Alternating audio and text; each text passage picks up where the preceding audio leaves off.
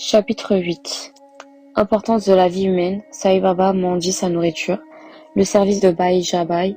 Le dortoir de Sai Baba. Son affection pour Kushal Chand. Comme il a laissé entendre dans le chapitre précédent, Hemant Pant explique maintenant en détail dans ses réflexions préliminaires l'importance de la vie humaine et continue en racontant comment Sai Baba mendiait sa nourriture, comment Bhai Jabai le servait, comment il dormait dans la mosquée avec Tachia Kote Patil et Mal Sapati, et combien il aimait Kushal Chand de Rahata. Importance de la vie humaine. Dans cet univers merveilleux, Dieu a créé des milliards d'êtres différents, des dieux, des demi-dieux, les insectes, les animaux et l'homme, qui peuplent le paradis, les enfers, la terre, l'océan, le ciel et les régions intermédiaires. Parmi ces êtres, les créatures, les âmes dont les mérites prédominent, vont au paradis et vivent en jouissant des fruits de leurs actes. Quand leurs mérites sont épuisés, elles sont renvoyées sur la terre. Quant aux âmes dont les péchés ou les démérites prévalent, elles vont dans les régions inférieures et souffrent des conséquences de leurs mauvaises actions aussi longtemps qu'elles le doivent. Une fois que leur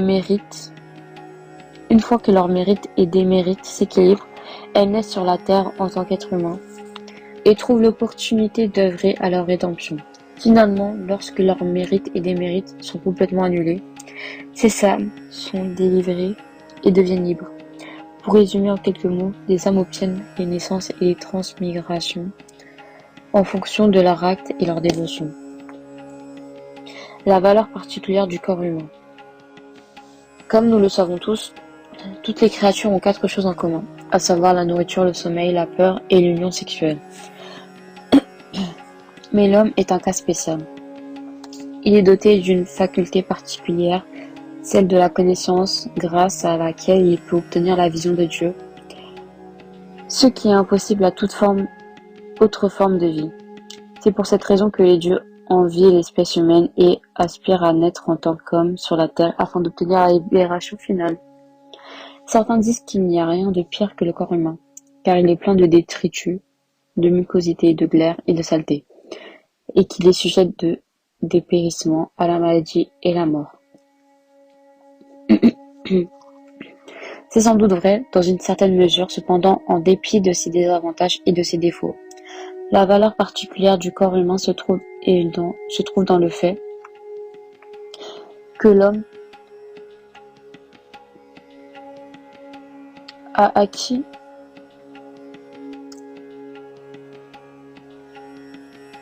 la capacité d'obtenir la connaissance. C'est seulement grâce au corps humain ou à cause de lui que l'on peut penser à la nature périssable et du transitoire du corps lui-même et du monde, avoir le dégoût des plaisirs, des sens, et discerner entre l'irréel et le réel, obtenant ainsi la vision de Dieu. Par conséquent, si nous rejetons ou négligeons le corps sous prétexte qu'il est dégoûtant, nous perdons la chance de voir Dieu, et si au contraire nous le choyons et courons après les plaisirs des sens, parce qu'il est précieux, nous créons notre propre enfer. Ainsi, aussi la meilleure voie pour nous est-elle la suivante: le corps ne devait être ni négligé, ni l'objet de trop d'attention, mais entretenu correctement, exactement comme un voyageur à cheval prend soin de sa monture en cours de route jusqu'à qu'il arrive à destination et retourne chez lui. Ainsi, le corps devrait toujours servir et ou être occupé à obtenir la vision de Dieu ou la réalisation de soi, qui est le but suprême de la vie. On dit bien que Dieu ait créé différentes sortes de créatures. Il n'était pas satisfait, car aucune n'était capable de voir et d'apprécier son œuvre. Aussi dut-il créer un être spécial, l'homme, et le doter d'une faculté particulière, celle de la connaissance. Et lorsqu'il vit que l'homme était apte à apprécier son lila, son travail merveilleux et son intelligence, il fut pleinement content et heureux. Cf. Bhagavatam 9, 28. Ainsi, avoir un corps humain est réellement une chance. Encore mieux, serait de naître dans une famille de brahmanes, et le summum serait d'avoir l'opportunité de chercher refuge au pied de Sai Baba et de s'abandonner à lui. Les efforts de l'homme.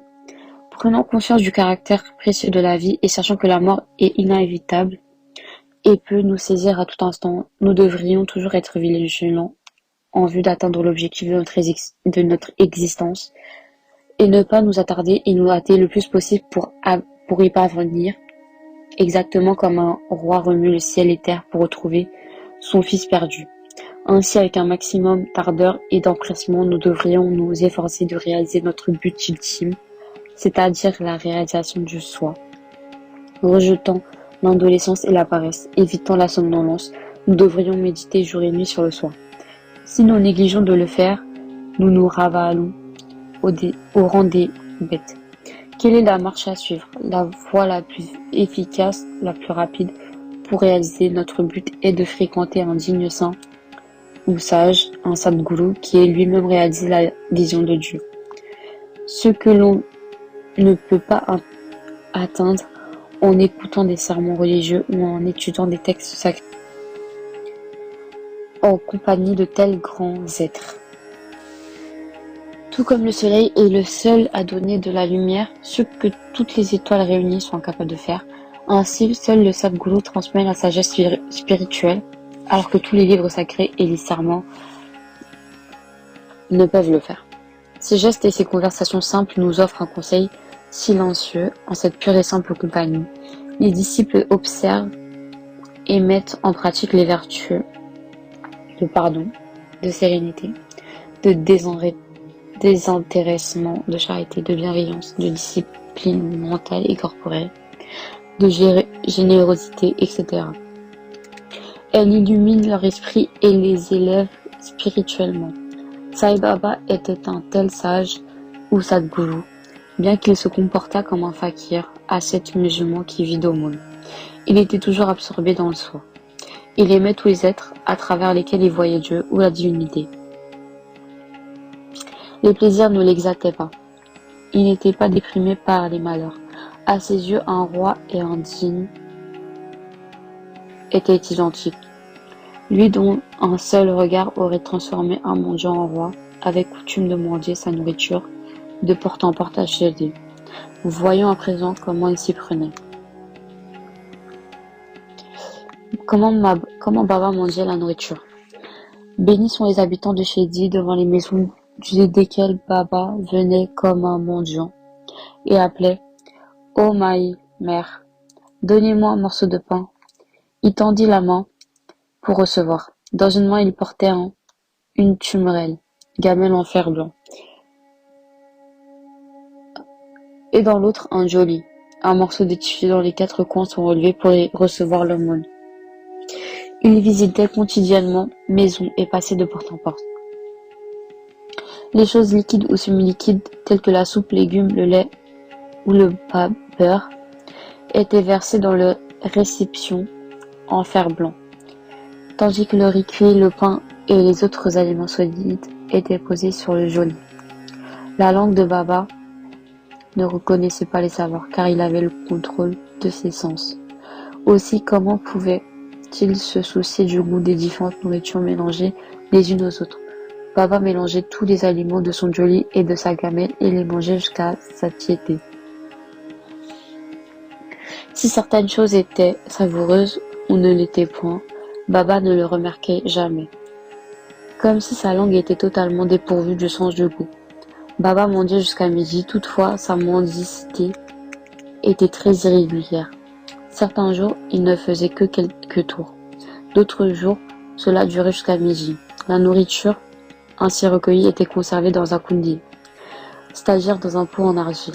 Les chiens, chats et corbeaux venaient y manger librement, et Baba ne les chassait pas. La femme qui balayait le sol de la mosquée emportait 10 ou 12 morceaux de pain chez elle, et personne ne l'en empêchait. Comment lui, qui même en rêve n'avait jamais repoussé les chats et chiens par des paroles et des gestes durs, aurait-il pu refuser de la nourriture aux pauvres gens sans ressources? Vraiment, bénie est la vie d'une aussi noble personne. Au début, les habitants de Shirdi le prirent pour un fakir dément. Il était aussi connu sous ce nom dans le village. Comment quelqu'un vivait d'aumône, mangeant quelques miettes de pain? Pouvait-il être vénéré et respecté? Mais ce fakir, qui avait le cœur sur la main, était charitable et désintéressé. Bien qu'extérieurement il parût instable et agité, intérieurement il était impassible et calme. Sa façon d'être était impénétrable. Toutefois, même dans ce petit village, il y avait quelques braves personnes bénies qui reconnaissaient et voyaient en lui un grand être.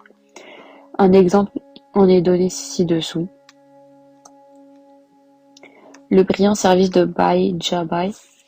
Bai Jabai, la mère de Tatia Côté, avait coutume d'aller tous les midis dans les bois avec, sur la tête, un panier rempli de pain et de légumes. Elle errait dans la jungle pendant des kilomètres, piétinant les buissons et les arbrisseaux, à la recherche du fakir démon, et quand elle l'avait retrouvé, elle se jeta à ses pieds. Le fakir restait assis en méditation calme et immobile, pendant qu'elle passait une large feuille verte devant lui. Il étalait les provisions, le pain, les légumes, etc., et insistait pour qu'il mange. Sa foi et son service étaient merveilleux. Chaque jour à midi, elle errait dans la jungle et pressait Baba de consommer le repas. Son service, upasana, prière d'adoration ou pénitence, peu importe le nom qu'on lui donne, Baba ne l'oublia jamais jusqu'à sa mort. Se souvenant parfaitement du service qu'elle lui avait rendu, Baba fit beaucoup de bien à son fils. Mère et fils avaient une grande foi dans le fakir qu'ils considéraient comme leur dieu. Baba leur disait souvent que fakiri, détachement, renoncement à la vie mondaine, était le réel. Au contraire, les biens matériels étaient transitoires. Quelques années plus tard, Baba cessa d'aller dans les bois et commença à vivre dans le village et à prendre ses repas dans la mosquée. Ainsi prirent des fins difficile errance de Bai Jabai dans la jungle. Le dortoir du trio. Bénis à jamais sont les saints dans le cœur et la demeure du Seigneur Vasudeva, nom des Krishna. Et bienheureux, bien sûr, sont les fidèles qui bénéficient de la compagnie de tels saints. Deux êtres chanceux de la sorte, Tatya Kote Patil et Bhagat Masalpati, partageaient de façon égale le privilège de la compagnie de Baba. Pour sa part, Baba les aimait également tous les deux. Les trois dormaient dans la mosquée, leurs têtes tournées respectivement vers l'est, l'ouest et le nord, et leurs pieds se touchant au centre. Après avoir étendu leurs draps, ils s'allongeaient bavardement et racontaient des histoires sur de nombreux sujets, jusqu'à minuit. Si l'un d'entre eux montrait des signes de sommeil, les autres le réveillaient. Par exemple, si Tatya commençait à ronfler, Baba se levait aussitôt, le secoua d'un côté et de l'autre et lui serrait la tête. Si cela arrivait à Masalpati, il le tirait vers lui, pressait ses jambes et tapotait son dos. De cette façon, pendant une période de 14 ans, Tatya laissa ses parents à la maison et dormit dans la mosquée suite à un immense amour pour Baba. Combien ces jours-là furent heureux et mémorables. Comment mesurer cet amour et comment évaluer la grâce de Baba? Après le décès de son père, Tatya se chargea des affaires familiales et retourna dormir chez lui. Kushal Chand de Rahata. Baba aimait Ganapat côté Patil de Shirdi. Il aimait également Chandra Baset Marwari de Rahata. Après le décès de Nagarchet, chef d'une confrérie de commerçants, Baba aima tout autant son neveu Kushal Chand, ou peut-être même plus, et se préoccupa un jour et nuit de son bien-être. Parfois en char à bœuf, d'autres fois en Tunga, cabriolet, Baba allait à Rahata avec quelques fidèles en Chine. Les habitants sortaient avec fanfare et musique pour recevoir Baba à l'entrée du village et se prosterner devant lui. Ensuite, ils le conduisaient en grande pompe dans le visage. Kushal Chand emmenait Baba chez lui, le faisait asseoir dans un fauteuil confortable et lui servait un bon repas. Ensuite, ils parlaient librement et joyeusement pendant un moment, après quoi Baba retournait à Shirdi, distribuant à tout joie et bénédiction. Shirdi est situé à mi-chemin et est équidistant de Rahata au sud, et de Nima Gaon au nord. Baba n'alla jamais au-delà de ces lieux de sa vie, durant. Il ne vit jamais de train et ne le prit jamais pour voyager. Cependant, il connaissait les arrivées et les départs de tous les trains. Si les fidèles agissaient selon les instructions que papa leur donnait pour leur départ, ils faisaient un bon voyage, tandis que ceux qui n'en tenaient pas compte subissaient de nombreuses mésaventures et des accidents. Il en sera dit davantage à ce sujet et sur d'autres points dans les prochains chapitres. Je me prosterne devant Sri Sai. Paix à tous les êtres.